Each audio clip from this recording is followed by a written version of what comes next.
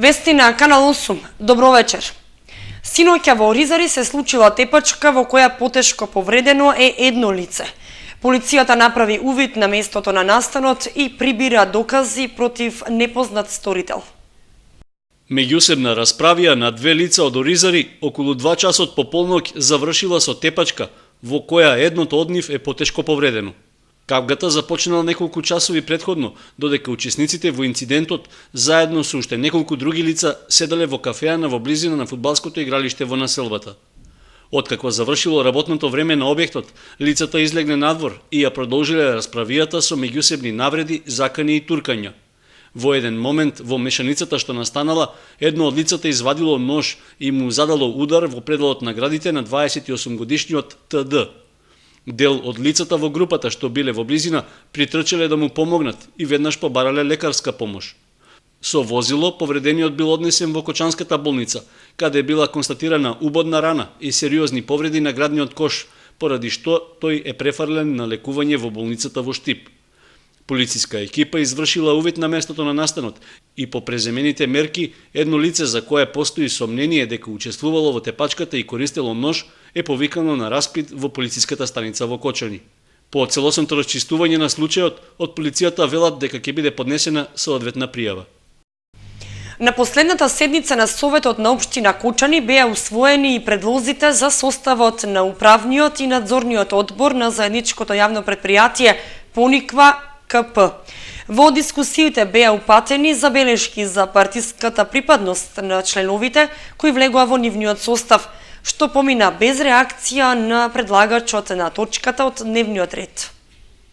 Незадоволство од составот на управниот и надзорниот одбор на заедничкото јавно предпријатие Пониква КП искажаа дел од советниците по точката за ова прашање.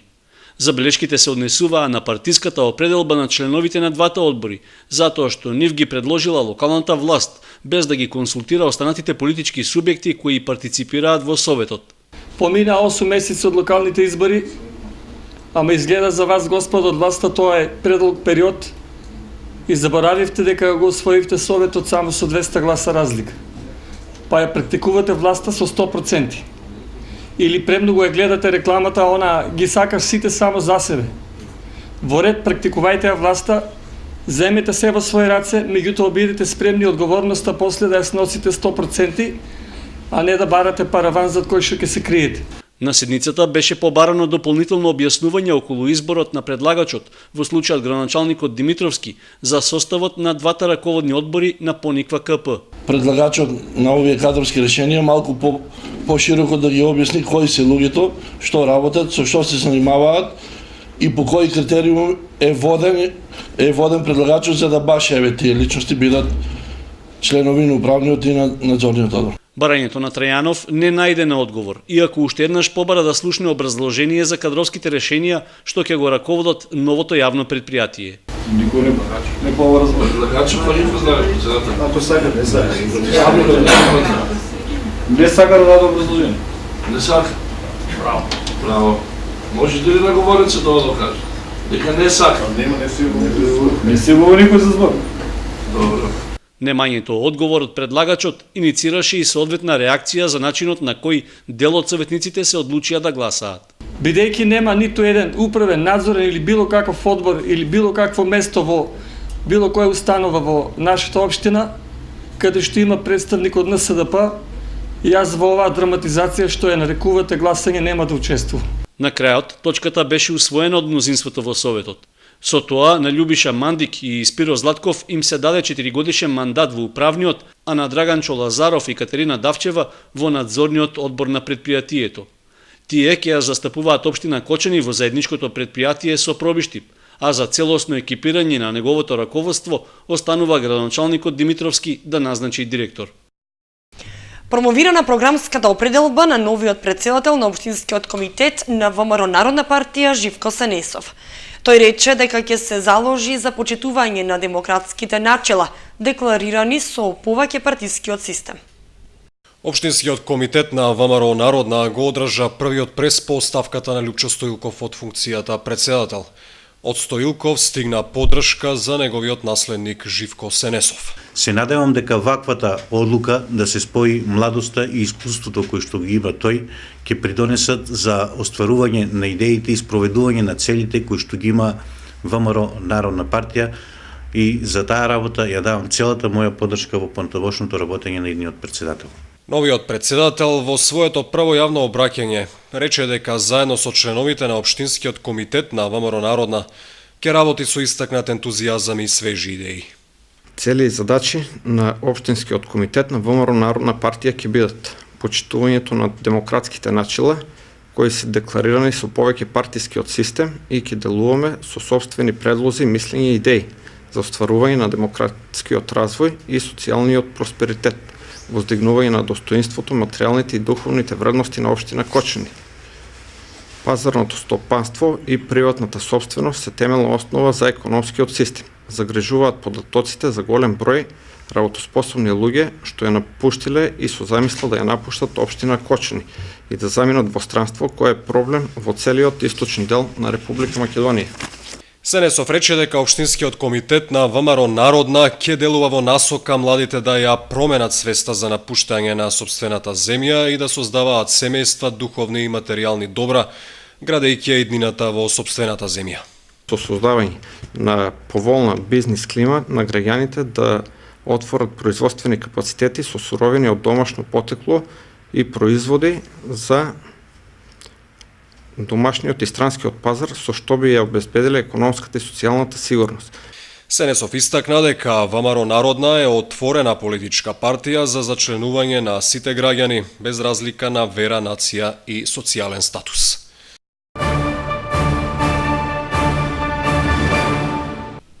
Законот за управување со пакување и отпад од пакување се разгледуваше на работилницата што се одржа во мотелот Слив. На средбата беа направени појаснувања на процедурите за негова примена, а се слушнаа и забелешки за промена на некои одредби заради поголема ефикасност. Забелешките за придобивките и негативностите од примената на Законот за управување со пакување и отпад од пакување беа главна тема на работната средба, чиј домакин беше Кочански Екопак Хит. Таа е една од 4 фирми во Македонија кои имаат лиценца за колективни постапувачи со отпадот од пакување и кои ја инициираа првата работилница досега. На средбата присуствуваа и представници од Инспекторатот за животна средина, Пазарниот инспекторат и од Министерството за животна средина и просторно планирање, кои дадоа известни појаснувања околу контролите на почитувањето на законските прописи. Целта ни е да видиме докаде е имплементацијата на законот и кои се можностите за евентуално напредување на целиот систем на постапување со овој тип на отпад. Значи да се зголемат количини, што повеќе количини да се соберат и да се рециклираат. Тоа е и целта на законот всушност. Од оваа средба очекуваме да ги слушнеме проблемите со кои што се соочуваат и колективните постапувачи на терен, производителите, како и ние од страна на државата и да видиме што може да произлезе од тоа. Ако евентуално излезат одредени барања за измена на законот, секако дека ќе ги проследиме до владата и понатаму до собранието. Сметам дека денешната работилница ќе вроди плод за тоа што во неа земаат учество не само Државен инспекторат за животна средина, туку има представници од Пазарен инспекторат, од локална самоуправа, како што рековме на почетокот и самите колективни постапувачи и на крајот на работилницата претпоставам ќе се заврши со одредени заклучоци кои ќе во иднина донесуваат позитивни резултати. На средбата своји ставови за законот пренесоа и друштвата кои се колективни постапувачи со отпад од пакување. Беше речено дека сите 4 фирми се соочуваат со слични проблеми, заради што ќе мора да се бара заедничко решение. Пред се треба тука да се фокусираат, сметаме дека се државни институции на малопродажните објекти, бидејќи тука завршуваат производите од сите производители и со контрола на тие објекти, каде што според законот и сега важечки не смее да продаваат производи на пазарот без од производители кои немаат склучен договор со било кој колективен. Мислиме дека тука ако се фокусираме во оваа фаза ќе имаме најголем ефект со некој оптимален напор. Колективните постапувачи очекуваат дека изнесените забелешки од работилницата ќе можат да влијаат за измена врз некои од законските одредби заради нивно полесно спроведување, за што од Министерството за животна средина рекоа дека постојат можности. Во Средното општинско училиште Гошови Кентиев потпишан меморандум за разбирање со бизнис секторот за практична обука на ученици. Интересот кај фирмите релативно слаб. Потпишување на меморандум за разбирање беше целта на состанокот на раководството на Средното општинско училиште Гошови Кентиев со дел од локалниот бизнис сектор. Намерата беше продолжување на соработката, но и нејзино проширување со други фирми. Значи сакаме да обезбедиме нашите ученици да се во тек со новините што се случуваат во индустријата. Ние сме училиште со 3 струки, значи машински, електро и сообраќајната струка. Овде се повикани бизнисмени, приватни и општествени од градот и околината со цел да обезбедиме на нашите ученици да можат да ги посетат истите фирми, да одржуват практична настава во тие фирми, феријална пракса, да обезбедиме помош во вид на стари делови кои кај нив не се потребни, да може да ги користиме за нагледни средства во самото училиште. Но одзивот од страна на фирмите на состанокот во Соугошови Кентиев беше релативно мал. За жал поканите беа поголем број фирми, одзивот не е како што очекувавме.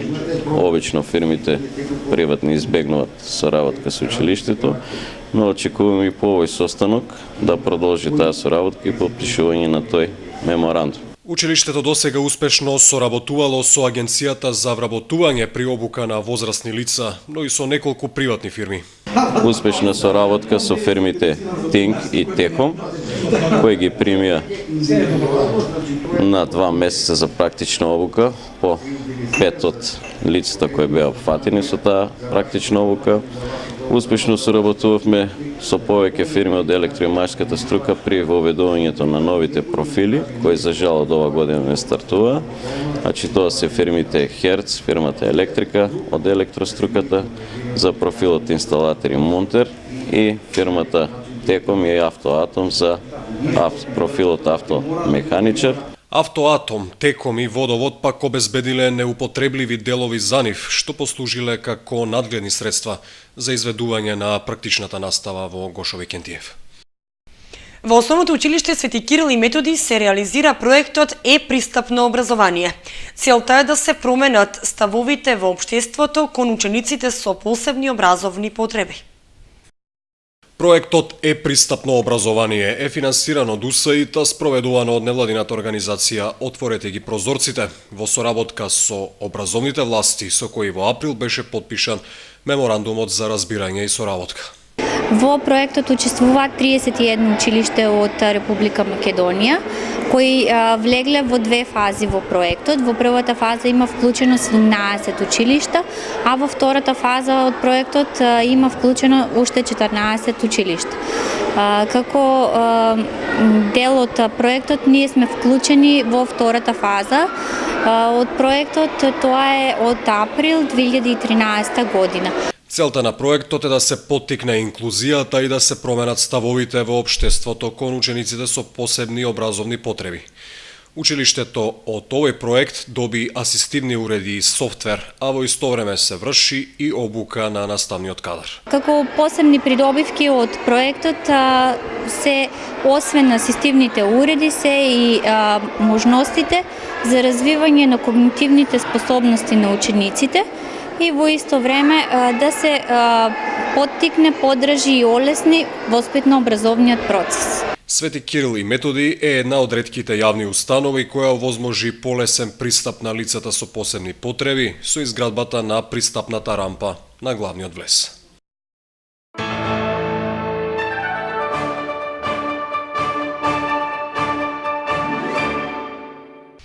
Локалната самоуправа на Виница организира конкурс за избор на најдобра новогодишно божикна фотографија со мотиви од Виничкиот крај. За најдобрите фотографии предвиден е и награден фонд од 10.000 денари.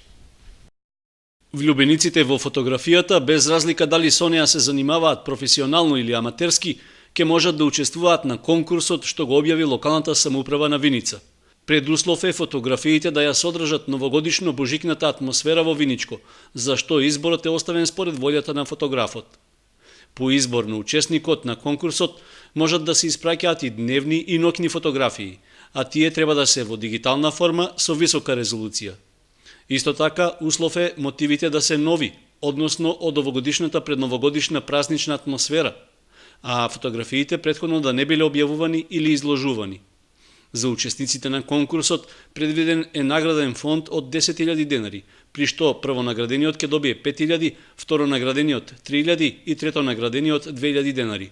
По завршувањето на конкурсот, изборот на најдобрите ќе го направи посебна комисија, а општина Виница планира да организира изложба од пристигнатите фотографии. Заинтересираните учесници своите дела треба да ги доставуваат снимени на CD во архивата на локалната самоуправа во Виница. Ева на Македонија ги известува граѓаните дека ќе има прекин во снабдувањето со електрична енергија во Кочани. Без струја в петок 13 декември ќе останат корисниците од улиците Мородвиска епископија и Раде Кончар. Прекинот ќе биде во периодот од 9:30 до 15 часот и 30 минути. Исто така, без струја ќе бидат и жителите на Зрновци од 10 до 15 часот и 30 минути.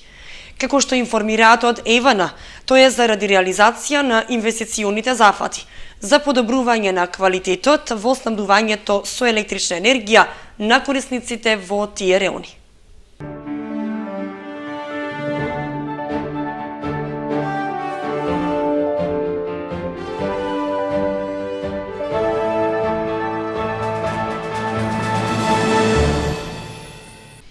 Во организација на Ротари клуб Кочани во Виница се одржува хуманитарен турнир во пинг-понг. Турнирот се одржува во просториите на ППК Винспин, а собраните средства ќе бидат наменети за децата со посебни потреби.